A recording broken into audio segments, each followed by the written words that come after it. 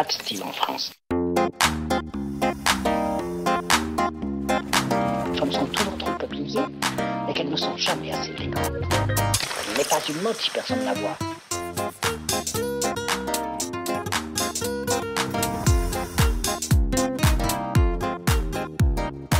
Les femmes sont toujours trop publiées et qu'elles ne sont jamais assez élégantes. Une grande artiste ne se reconnaît pas à ses diplômes, mais à son œuvre. Celle de Simone Fulpin en est la preuve.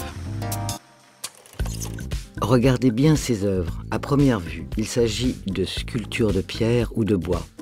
Mais lorsque l'on s'approche, on se rend compte qu'il s'agit en réalité de tissu. Oui, l'artiste qui a inventé cette technique, c'est Simone Fulpin.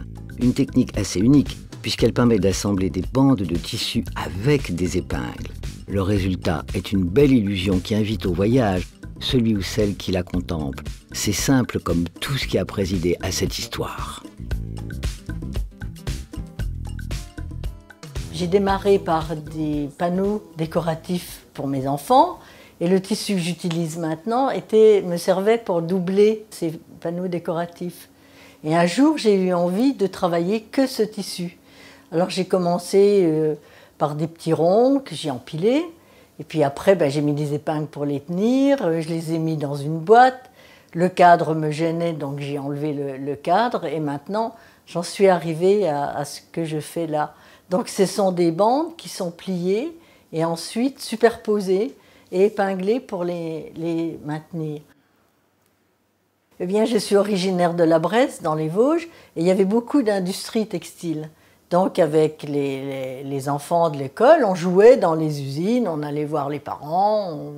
Voilà, donc ça a été ma première rencontre avec ce textile. Mais je ne savais pas évidemment que je l'utiliserais après.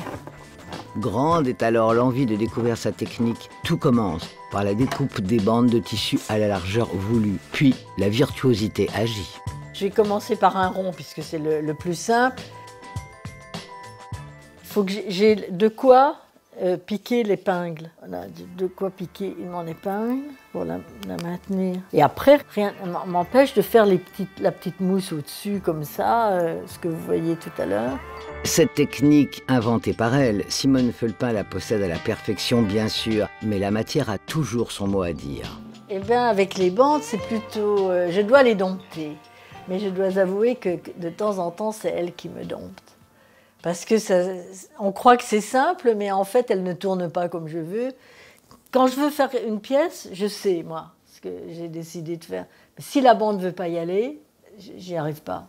Un dialogue passionnant entre l'artiste et le tissu. Un travail long, puisqu'une pièce s'exécute en plusieurs mois. L'intérieur, comme le montrent les photos de sculptures passées au rayon X, est assez pointu, mais très doux à l'extérieur. Les objets inspirant même les noms qu'ils reçoivent.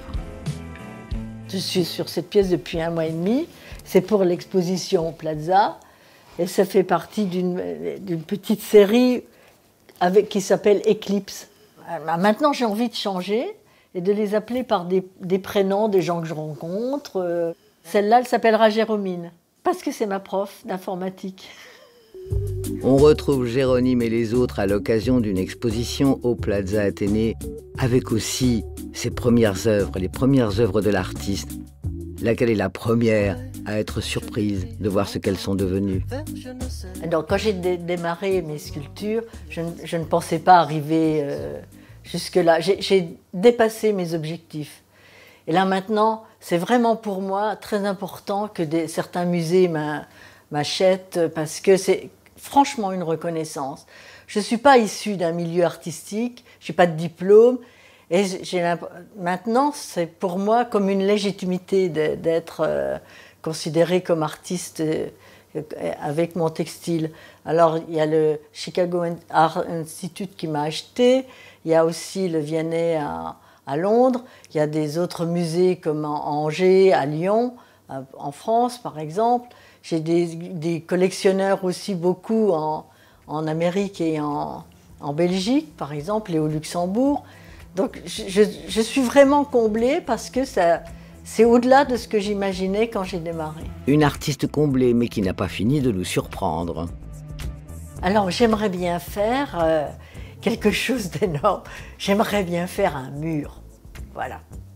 Alors, ce qui me retient un peu, c'est que le mur, c'est vraiment, ça peut représenter 1 ou 2 ans de travail.